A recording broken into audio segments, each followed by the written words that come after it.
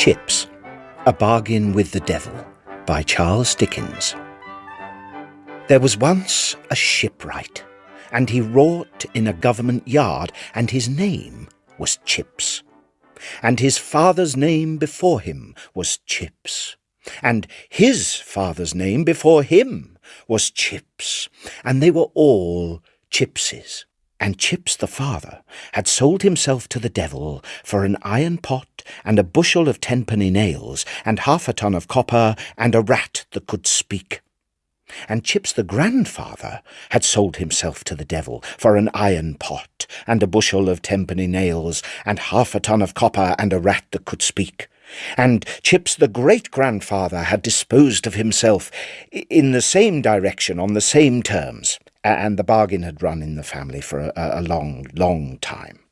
So, one day, when young Chips was at work in the dock slip all alone, down in the dark hold of an old 74 that was hailed up for repairs, the devil presented himself and remarked, "A lemon has pips, and a yard has ships, and I'll have Chips." I don't know why, but this fact of the devil's expressing himself in rhyme was peculiarly trying to me.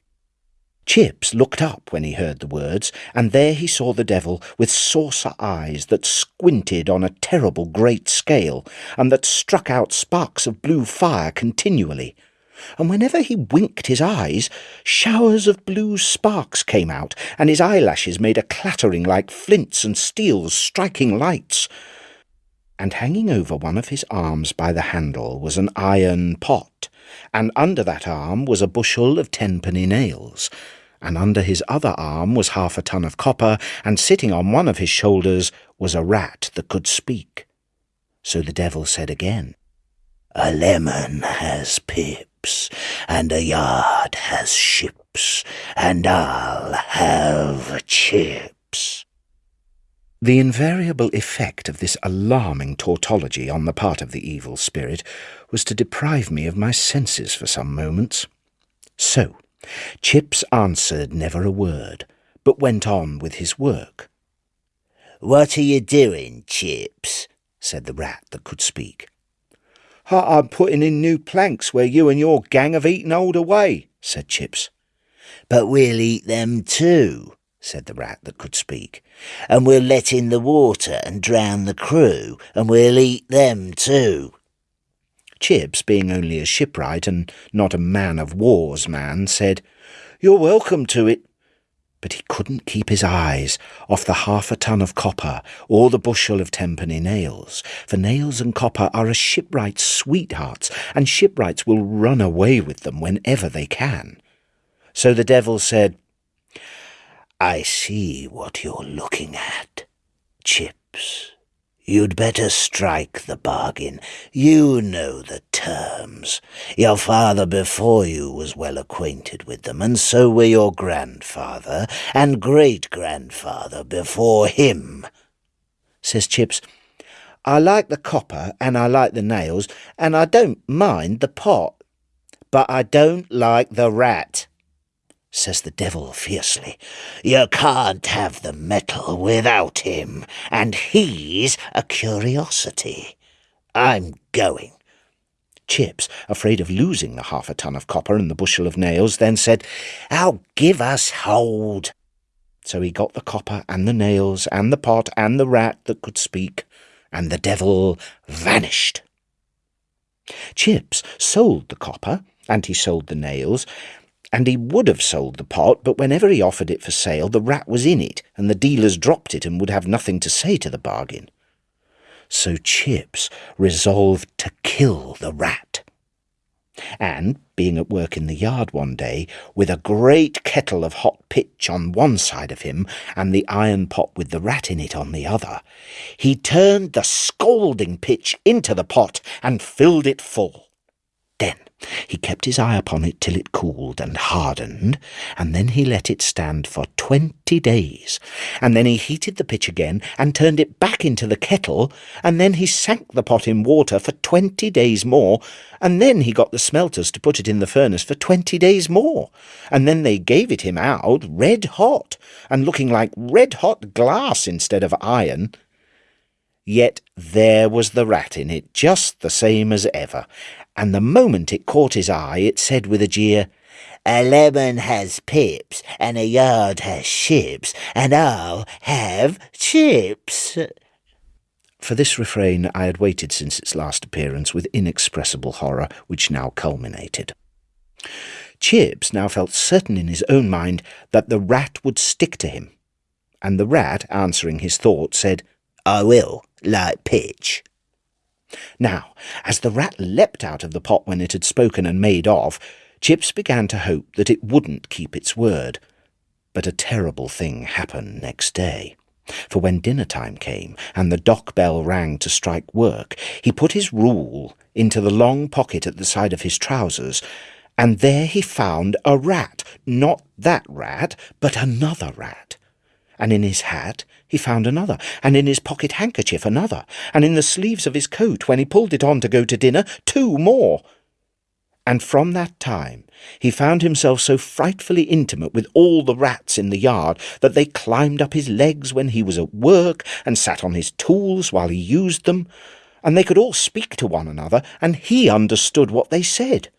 And they got into his lodging, and into his bed, and into his teapot, and into his beer, and into his boots, and he was going to be married to a corn chandler's daughter, and when he gave her a work-box he had himself made for her, a rat jumped out of it, and when he put his arm round her waist, a rat clung about her, so the marriage was broken off, though the banns were already twice put up, which the parish clerk well remembers, for as he handed the book to the clergyman for the second time of asking, a large fat rat ran over the leaf.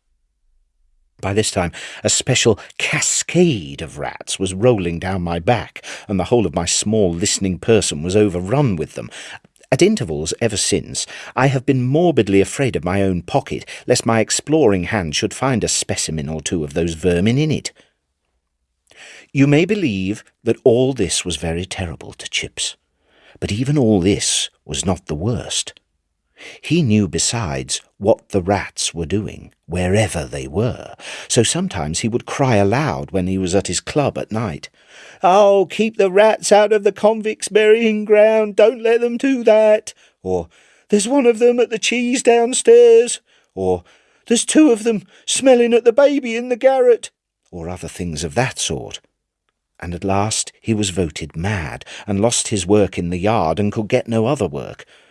But King George wanted men, so before very long he got pressed for a sailor, and so he was taken off in a boat one evening to his ship, lying at Spithead ready to sail. And so the first thing he made out in her as he got near her was the figurehead of the old 74, where he had seen the devil. She was called the Argonaut, and they rode right under the bowsprit, where the figurehead of the Argonaut, with a sheepskin in his hand and a blue gown on, was looking out to sea. And sitting, staring on his forehead, was the rat who could speak, and his exact words were these: "Chips ahoy, old boy, we've pretty well eat them too, and we'll drown the crew, and we'll eat them too." Here I always become exceedingly faint, and would have asked for water, but that I was speechless. The ship was bound for the Indies, and if you don't know where that is, you ought to it, and angels will never love you. Here I felt myself an outcast from a future state. The ship set sail that very night, and she sailed and sailed and sailed. Chips's feelings were dreadful. Nothing ever equalled his terrors. No wonder. At last, one day, he asked leave to speak to the Admiral. The Admiral give leave. Chips went down on his knees in the great state cabin. "Your Honour, unless your Honour without a moment's loss of time makes sail for the nearest shore, this is a doomed ship, and her name is the Coffin." Young man, your words are a madman's words. Your honour, no, they are nibbling us away. They? Your honour, them dreadful rats. Dust and hollowness where solid oak ought to be. Rats nibbling a grave for every man on board. Oh, does your honour love your lady and your pretty children? Yes, my man, to be sure. Then for God's sake make for the nearest shore, for at this present moment the rats are all stopping in their work, and are all looking straight towards you with bare teeth, and are all saying to one another that you shall never, never, never, never see your lady and your children more. My poor fellow, you're a case for the doctor. Sentry, take care of this man. So he was bled, and he was blistered, and he was this and that for 6 whole days and nights. So then again he asked leave to speak to the Admiral. The Admiral give leave. He went down on his knees in the great state cabin. Now, Admiral, you must die. You took no warning, you must die. The rats are never wrong in their calculations, and they make out that they'll be through at 12 tonight. So you must die. With me, and all the rest. And so, at 12 o'clock, there was a great leak reported in the ship, and a torrent of water rushed in, and nothing could stop it, and they all went down, every living soul. And what the rats, being water rats, left of Chips, at last floated to shore, and sitting on him was an immense overgrown rat, laughing, that dived when the corpse touched the beach, and never came up. And there was a deal of seaweed on the remains. And if you get 13 bits of seaweed, and dry them, and burn them in the fire, they will go off like in these 13 words, as plain can be. A lemon has pips, and a yard has ships, and I've got chips.